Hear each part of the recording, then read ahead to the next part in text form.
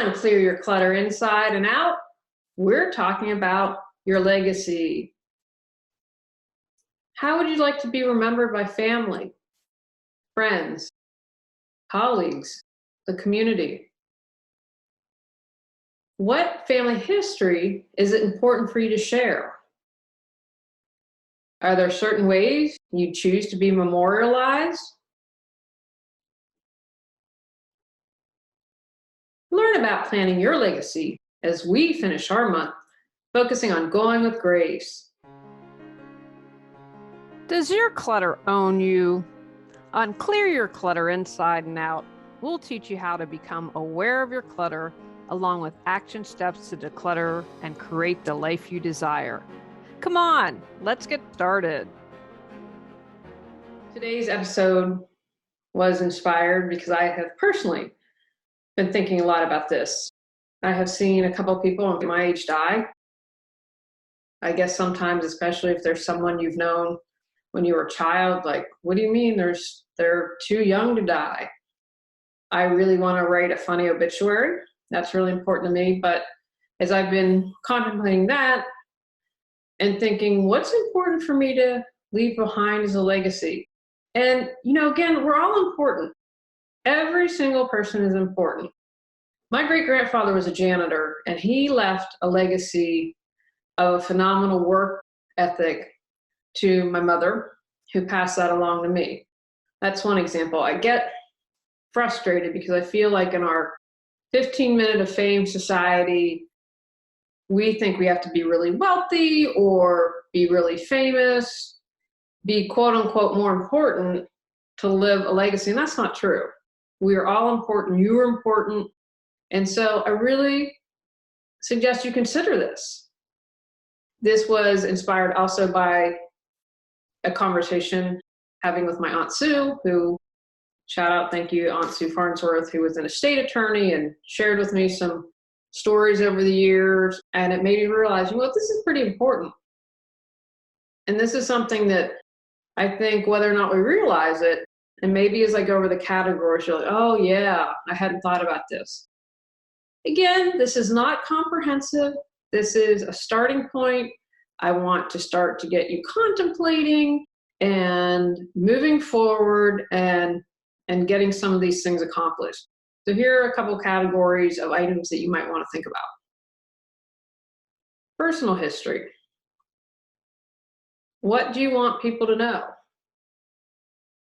Are there certain things about your life that's important for your family to know? Your community? What would you like people to know? If you've been a long-time listener to the podcast, and I did share this interview, I did this interview with Sybil Rhodes, who was like a second mother to me ages ago. Well, Sybil lived an incredible life, and she ended up writing a book about someone that she knew, which I thought was really great because she wanted to share that and tell someone else's life story. One of the things I enjoyed most about Sybil is learning about her life. For example, her father was a sharecropper, and Sybil was in her 80s when she died. And it's kind of incredible to me if you think about, wow, someone was living as a sharecropper for a father. She shared a lot of her personal history, and that was something that was important to her. So what is it important? And maybe you want to share certain items in your obituary. I've mentioned I want mine to be really funny. I want to talk about my passion about writing and supporting people and cats. It's something that, even if it's only read by a few people, it's important to me. What about your values? This, again, is something you maybe want to pass along to your employees as well as your family. What do you believe about work? About giving? Do you believe in tithing 10%? How about inheriting? If I remember correctly, Warren Buffett, all his children and grandchildren, I believe, got college paid for and a house, which really is a huge start if you think about it. But this guy's worth, what, billions? And he's not going to leave a bunch of money for his kids to blow. And I think I read somewhere that Bill Gates is doing something similarly. I had to call Amazon getting the books created and talk to someone. I said, if I ever meet Jeff Bezos, I am going to ask for $1 billion. I would like, he has 37 billion or 36. I figure $1 billion, I could use it really efficiently. My goals would be to get pets spayed and neutered so we didn't have to euthanize, and to work on human trafficking. And I thought I could go a long way with $1 billion, but at 36, 37 billion, he's going to have all generations, if you're even remotely related, taken care of. So do you want to just have a lot of wealth, or do you want to set up something like Warren Buffett? Or maybe you're planning on a very specific inheritance, and explain your reasoning behind that. What about the community? You're very active in the community. You might want to share, this is why I did so much for the community. This is what's important for me. This is what I hope our values as a community as we move forward. Time goes by, this is what I hope we concentrate on. Goals. Talk about your visions and hope for family. Maybe humanity, for your business. What is it that you have strived for and that you would like to see continued? What's a legacy that you hope you're leaving? I would hope that by doing my business, I opened up people to living life more fully. I allowed them to accept death more. I helped them move forward in life. I helped them declutter their life. These are just a few of my goals and visions and my hope and how I made a difference. You have all the answers within. Got Clutter, 365 journal prompts books support you in figuring out how to clear your clutter. Get control of your clutter so your clutter doesn't control you. Reclaim time, money, sanity, and resources. Choose from physical, mental, emotional, spiritual, energetic, holidays, relationships, financial, health, or compilation volumes. Free MP3 meditation with purchase. Learn more at reawakenyourbrilliance.com. Creative projects. I have my YouTube videos, I have my podcasts, I have my books. If you have creative projects, do you want someone to inherit? Maybe you are a writer for a TV show and you'll get residuals. Who would you like to inherit that? Or maybe some of you have artistic pieces, such as painting or sculptures. Would you like that left to a museum or a school? When you create that, do you want to share the stories behind your works? This painting was inspired by my walk on the beach in Acadia National Park, Maine. Or this work represents rising above trauma. What are the stories behind it? Do you want to share any of that? What's important to you for your creative projects? Remember, if you don't make decisions, someone else is going to.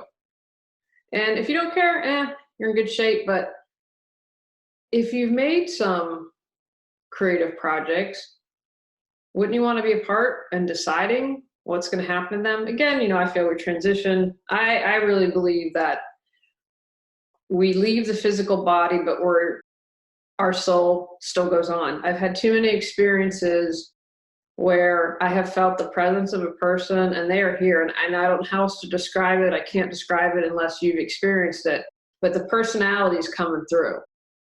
And they are still around. Again, I believe when you leave your physical body, you're that spiritual being, so you've left all the junk and ego behind of being a human. But again, you've done all this creativity. If it inspires others, why not make a plan for it? And again, the bigger picture, make it easier for your loved ones. Make them less stressed. Make them have less things to worry about. Family heirlooms. Perhaps you want to share the history. There is a clock, and I have to figure out in the family who has it, but that I believe it was my great-grandfather or great-great-grandfather. The house burned down, and that was one item he saved.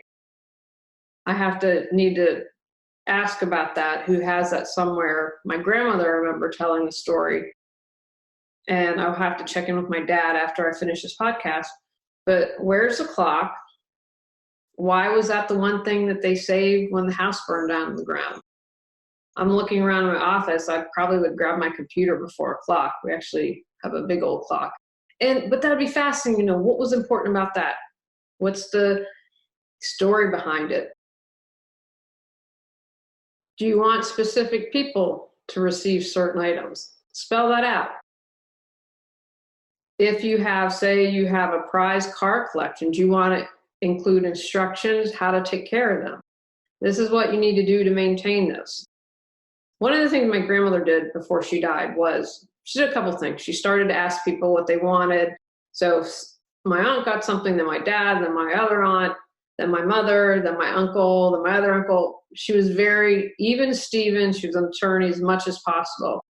And when she died, she also laid out instructions in her will that they were to draw straws, meaning my father and his sisters, draw straws, and then go in order 1, 2, 3, pick what you wanted, 1, 2, 3, 1, 2, 3. Now, my parents, I'm fortunate in my family that there wasn't ever going to be a fist fight. But I mentioned in another podcast how my husband's grandmother specifically said, don't fight over this stuff. Yet she didn't leave instructions of how it was to be done, who got what, and they fought over all the stuff. I'm fortunate that that's not how my family is. They were really great. For instance, we didn't get to pick everything, but they made sure all the grandchildren had something special for my grandparents. That saved a lot of headache. It saved a lot of heartache. And it was fair, which was even better. So then no one had any bitter feelings. Although I do have to say a note, you know, you have a choice. I'm about keeping it real. If someone didn't treat you right, you feel free to say that. She would have been my great-great aunt and great aunt Susan in New York. And when she died, she was a single woman and she left, I don't know if it was money or material goods, but my grandfather and another cousin got the most because they always wrote thank you notes. And that was one of the determining factors for her. And so she let it be known, hey, you wrote a thank you note, you got more. That's your choice. And that would be a part of saying, you know what, this was an important value to me. And I hope maybe from this, you'll consider that as a value of yours. So again, it's whatever you want to do. Giving back. Maybe you want to create a foundation. Or how about a scholarship? Or you'd like to donate to a specific charity. If you do any of these things, do you have parameters or specific guidelines? For example, this money is to be used to help older pets get adopted. This scholarship is for a C student who worked really hard. This foundation will give to women's and children's causes. It's specifically broad-based. As long as women and children are benefiting, you can apply to the foundation. So as you're contemplating these different areas where you're making your mark, you're leaving your legacy, do you want to have certain things written or create something that's visual or an audio? For example, maybe you want to create a visual retrospective of all your art. Maybe you plan to leave it to a museum or a college, but you want to create a DVD with all your art that your loved ones can have. Or maybe you'd like to bring in an oral historian to write up a book about your life. Or maybe you want to create a podcast of your life. You aren't limited by anything. How is it when you'd like this information shared? You'll also want to think about and name your beneficiary or heirs, and you might have multiple ones because you might leave an heirloom to a niece and leave a work of art to a charity. Who are going to be your executors of all of this, or administrators? Maybe you want someone who is a scholar to put together your artwork. to create a retrospective or how it would go up in a museum. And you might have different people doing different things. Even though you have a power of attorney, you can specify how you'd like certain people to handle certain things. What's important to you? How do you want to be remembered? What's your legacy? Take actions from today's podcast. Consider what's most important for your legacy. Create a list of all you want to leave as your mark. How will you leave items? Visual, audio, or written? Determine who will be in charge of your requests and other items. Go out, clear your clutter to create the life you choose, deserve, and desire. Clearing your clutter allows you to share your gifts with the world. Get your free self-assessment to discover your clutter priority at reawakenyourbrilliance.com. If you've enjoyed Clear Your Clutter Inside and Out, please rate, review, and share us.